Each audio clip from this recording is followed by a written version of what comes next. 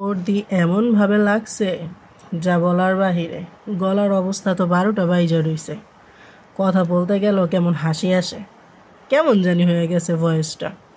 মুখে কোনো কিছুই স্বাদ লাগতেছে না, কোনো কিছু খাওয়ারও ইচ্ছা জাগতেছে না। তারপরে ডায়েটের খাবার তো খাওয়া লাগে।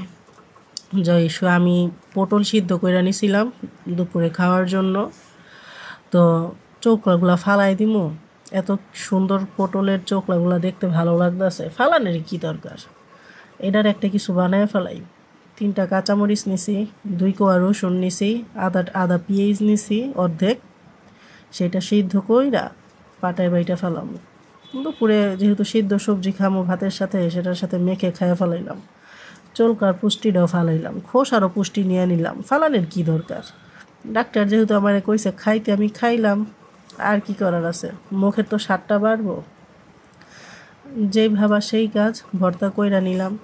অবশ্য আমার এই ভর্তাটা না আমার সিগনেচার আইটেম বলা যায়। এই ভর্তাটা খুব মজা। শুধু এই ভর্তা না, আমি যে ভর্তাই বানাই ওই ভর্তাই খুব মজা। এই ভর্তা বানানো শিখছি আমি আমার মার থেকে। এই একটা কাজ আমি আমার মার থেকে খুব ভালো করে শিখছি, ভর্তা বানানো। এখন আমি খুব ভালো ভর্তা বানাতে পারি।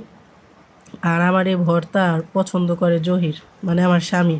তার অনেক পছন্দ আমার হাতের যে কোনো টাইপের ভর্তা। শুটকি ছাড়া সে সব ভর্তাই পছন্দ করে। আমি যদি ওনারে ডিম ভর্তাও করে দিই, উনি তো খুশিতে খেয়ে ফেলায়। যাই হোক, ভর্তা বাটতেছি। ভর্তার কালারটা না একজ্যাক্ট আসতেছে না ক্যামেরায়, কেন আসতেছে না তা আমি জানি না, তবে ভর্তাটা কিন্তু খুব ইয়ামি হয়েছে। আমি একটু ট্রাই করছিলাম, এখন আবার আমি দেখতেছি যে কোনো শক্ত দলা আসেনি। তারপর আমি আরেকবার বেটে নিব, কারণ 2বার বেটে নিলে ওই যে একটু দলা আছে পেঁয়াজের, তো এর জন্য চিন্তা করলাম আরেকটা বেটে নিই। তো আরেকবার বেটে নিব।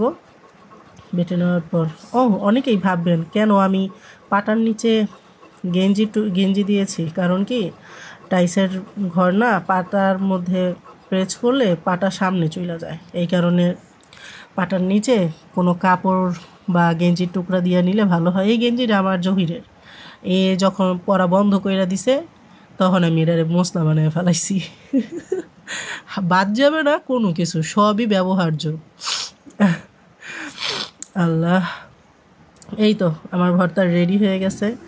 ভর্তা আপনারা বাসায় ট্রাই করে দেখবেন, 2 মিনিটে পটল ভর্তা খেতে খুব মজা, ট্রাই করবেন অবশ্যই।